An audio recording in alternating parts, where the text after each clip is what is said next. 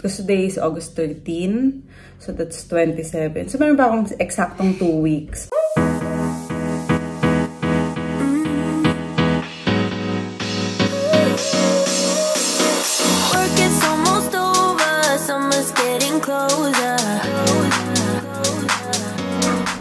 Good morning, guys. Okay. Sorry. Wala pa kami nag-vlog for today kasi kakagising lang namin. So, it's Sunday and si Kim pumasok sa I Love Chips. Meron siyang shift ngayon, 12 to 4 yung kanyang trabaho. Tapos ako kumain na ng champurrado. Meron pala akong a-attendan na concert, guys, dito. Si Joey G sa August 27. So, nagpe-prepare din ako. Kasi syempre gusto ko maging presentable naman tayo dyan, diba? Ingay naman ni Mimi! So, ang gagawin ko, magfa-fasting ako ng isang buong linggo. And hopefully, matanggal yung 10 kilos na nadagdag sa akin. Kaya ko siguro. Sana. Meron pa naman akong because today is August 13. So that's 27. So meron pa akong eksaktong 2 weeks para ma-lose siya. So saka na lang ako bibili ng outfit. Dahil hindi talaga ako sana bibili ng mga damit. Dahil nga ayoko namang bumili ako habang malaki ako. Tapos pag pumayat ako, diba, sayang lang yung damit. Kaya pagtsatsagaan ko talagang mag-fasting. So, ayun, I'm back in the room kasi si Mimi biglang nag-music. Bawal tayo mag-music kapag nagva-vlog, diba? Anyway, so ayun nga, meron akong 14 days para mag-lose ng 10 kilos. And pagtsatsagaan natin kung ano lang yung kaya. So, ang pinili kong way para mabilis is mag-fasting. Ang ibig po sabihin, yung ginagawa ko dati, nakakain ako ng 12 noon, magsiskip ako ng breakfast, tapos magsastop ako ng pagkain ng 8 p.m. So, ang tawag po doon, intermittent fasting na 16 hours. 16 hours akong nagfa-fast. So, sa 16 hours na yon, i-burn niya yung lahat ng kinain ko for the 8 hours. Yung window ko na 12 to 8. So, kung gusto nyo rin pong subukan, sa akin po kasi yun yung palagi kong ginagawa na effective sa katawan ko. Minsan kasi depende sa reaction ng katawan natin. So, hindi ko rin masabi kung magiging effective sa inyo. But you can try. Tapos magle-less din tayo ng sugar para mas mabilis. And then, meron din tayo syempreng chance pa na mag-gym. Dahil nandito pa naman si Ima. Dahil 2 weeks na lang din ay uuwi na siya. So, meron siyang 12 days. 12 days na lang. Anyways, ayan, tayo ay magliligpit muna ng bedroom dahil makalat. Mag-vacuum tayo para maging malinis. This is Sunday for us, guys. Ligpit. I know sa inyo din. Ganyan. Okay, mag-umpisa na ako.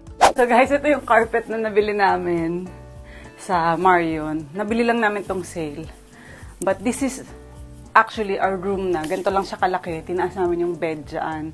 Kasi kailangan namin linisin yung buong ilalim nito dahil I'm sure daming kalat. Oh, ayan na nga. So, kailangan muna natin siyang walisan bago natin siya i-vacuum. Kasi hindi naman yung pwedeng anuhan ng vacuum dahil magbabara-bara doon. Kailangan natin pagpaganto, daddy. Kailangan mo ko tulungan.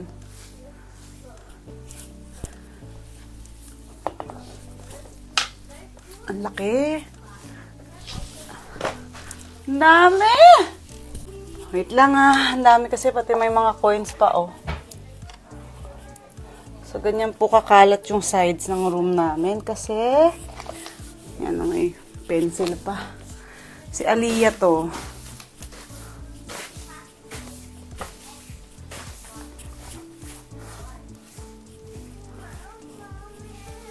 Why?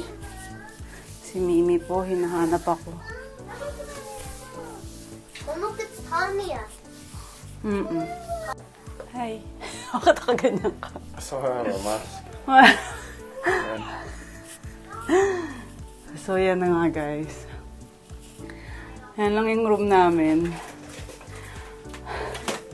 Nililinis lang namin siya ng mabuti. Si Andy na yung magva-vacuum kasi mas magaling siya. Vacuumin niya tong aming maganda at ang ganda nung carpet na to guys, madulas.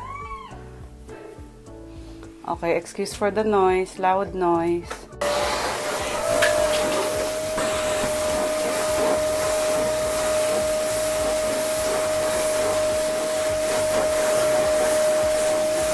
Wala kayong flat, Daddy?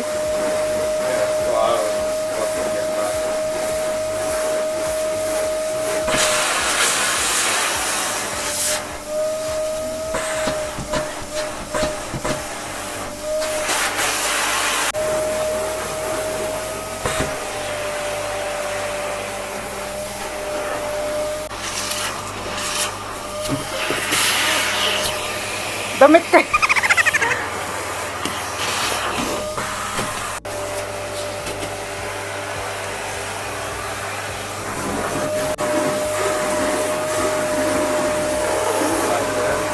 Naman.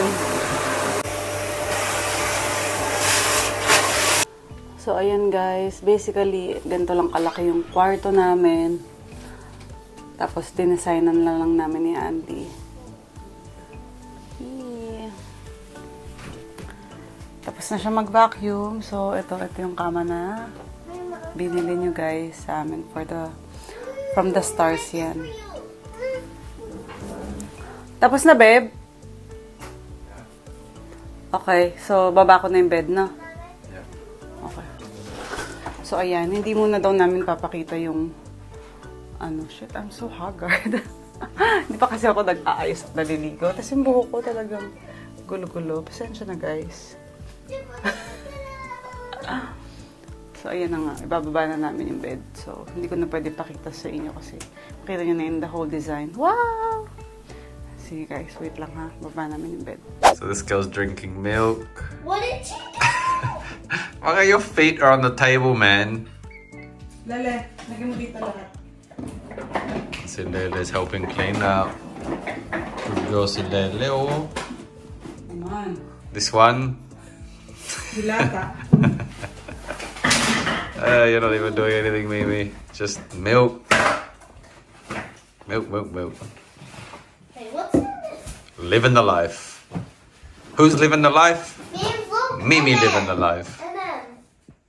And then, catch. Right, so we're here. This is Untley Road.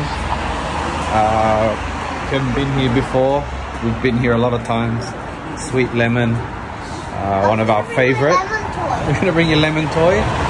It's one of our favorite Filipino restaurants, and it's one of the closest as well. Oh, it didn't go on. Look. Ayun nga guys, napag-desisyon na namin kumain sa Sweet Lemon. So, dito na ako naglalakad. Nauna na sila. Tapos, I went to the toilet. Yung toilet kasi ng Sweet Lemon at the back of their store. So, ayan. Andy's ordering food na. Let me feel your love again, 'cause I've been running round in circles screaming out your name. Take me to a different place, just the two of us, and we can stay up all night, kissing under streetlights, doing what we want to, doing what we need to do, staying up all night, everything is alright. Oh, I wanna be with you, oh, I wanna be with you. Let me be that someone who can hold your hand. I don't even know if you can understand how you make me feel like It was a fun day Sunday, guys. Nag-enjoy kami kakalinis ng bahay, ng room, nakapagdaba. And syempre, madumi ulit. Hindi, ang importante dyan guys, natanggal ko na yung mga dumi talaga na nakasuksok doon sa mga gilid-gilid ng room. Tapos doon sa carpet. So, wala lang talaga kaming proper na panlinis so far. Kasi yung vacuum actually hindi yun sa amin. Hiniram lang namin yun sa bahay nila Andy. Kaya madalang kami nakapag-vacuum talaga. So nilulubos-lubos namin kapag isahang gamit na lang. Na-vacuum na lahat, pati yung dito sa carpet dito sa sala, sa living room, ganyan, sa room ni King. So, I'm glad na nakapaglilinis kami at may time kami para doon. So, dapat kayo din. You know. So, maraming salamat guys sa panonood. Pasensya na kayo sa itsura ko kanina. Sa bruha look. Yun ang aking cleaning look. Itsura ko yun everyday dito sa bahay. Yung itsura ko kapag wala lang. Pag wala lang, naglilinis lang. Anyway, thank you so much sa lahat ng nanood for today. And